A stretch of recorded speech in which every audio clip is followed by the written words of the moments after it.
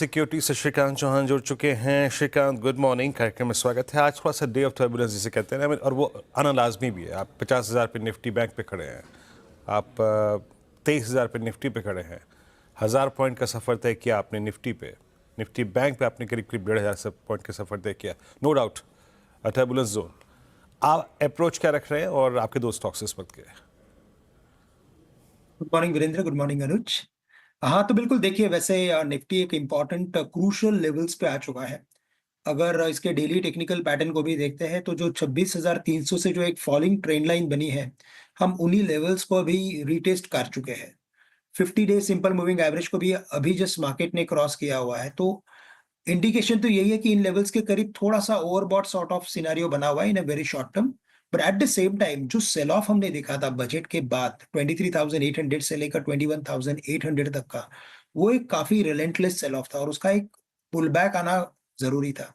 मुझे लगता है ये पुल बैक और भी कंटिन्यू करेगा 23,300 तक। अगर ड्यूरिंग द डे बिकॉज़ आज एक्सपायरी डे है, मार्केट अगर करेक्ट होता है और हम 2950 900 के रेंज में अगर आते हैं, तो उन लेवल्स पे हमें लगता है कि लॉन्ग की पोज़ीशंस बनानी चाहिए और अगर लॉन्ग की पोज़ीशंस अगर है ऑलरेडी, तो उसे 22,800 के स्टॉप लॉस के साथ कंटिन्यू करना चाहिए, ये मेरा व्यू है। तो इन लेवल से तो मुझे लगता है कि थोड़ा मार्केट कंसोलिडेट कर सकता है, थोड़ा करेक्शन आ भी सकता है। आज मिड कैप स्टॉक्स में भी हम कुछ बुकिंग देख रहे हैं, प्रॉफिट बुकिंग। तो पॉसिबल है कि कुछ करेक्शन आ सकता है, but broadly I am of the view that कि मार्केट 23,300 से लेकर शायद बेस्ट के सिनेरियो हम 23,500 तक भी जा सकते हैं। के लोअर लेवल से फिर रिकवरी आ रही है मार्केट में। 23,030 पर आ गए हैं अब हम वापस। बैंक निफ्टी भी और मिड कैप में भी वापस थोड़ी सी रिकवरी आनी शुरू हुई है। Srikanth, good morning. Stock specific कहाँ आपकी नज़र रहेगी, कौन से स्टॉक्स पर फोकस रहेगा?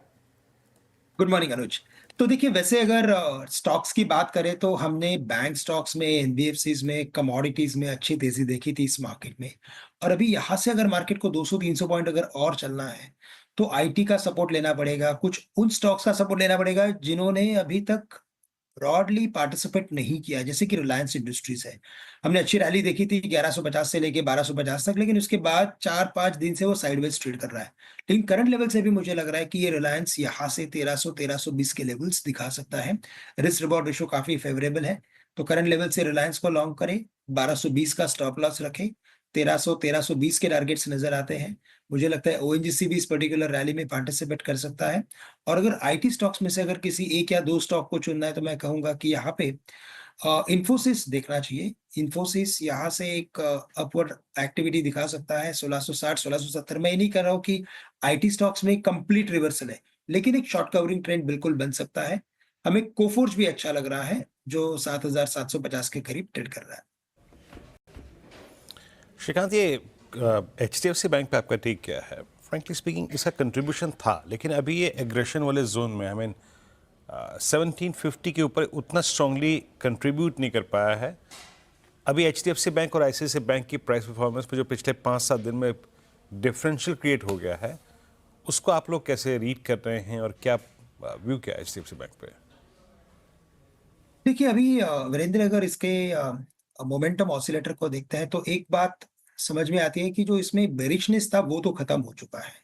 अब इसमें जो है वो कॉन्फिडेंस धीरे-धीरे लौट रहा है और मुझे लगता है ये कॉन्फिडेंस तभी बढ़ेगा जब ये स्टॉक 1800 के लेवल्स को क्रॉस करेगा। तो मार्केट में हमने हमेशा देखा है कि जब मार्केट में फॉल होता है तो लोअर लेवल्स पे तो इनफैक्ट कॉन्फिडेंस डाउन हो जाता है लोगों का और अगर ये इंपॉर्टेंट लेवल्स क्रॉस करेगा तो इसमें कॉन्फिडेंस बढ़ेगा। तो 1800 के करीब जा रहा है तो थोड़ा मुझे लगता है कि और पेस जो रहेगा वो स्लो रहेगा। लेकिन इवेंचुअली लगता है इस पर्टिकुलर राउंड में एचडीएफसी बैंक 1800 के लेवल्स को क्रॉस करते हुए नजर आएगा और हम शायद फिर हायर लेवल्स देख सकते हैं। लेकिन yes, for current levels, from current levels मैं कहूंगा कि इसमें लॉन्ग पोजीशंस को कंटिन्यू करें। बाय ऑन डिप्स की स्ट्रेटेजी बनाए देते तो ज्यादा बेटर है, क्योंकि स्टॉक में बीटा उतना बहुत हाई नहीं है, तो 50-30 रुपए की रैली होती है, इसमें ज्यादा उसके ऊपर होती नहीं है। तो करेक्शन में खरीदे, 1800 तक का टारगेट्स बिल्कुल नजर आता है। ओके, चलिए श्रीकांत, बहुत बहुत शुक्रिया आज हमारे साथ जुड़ने के लिए।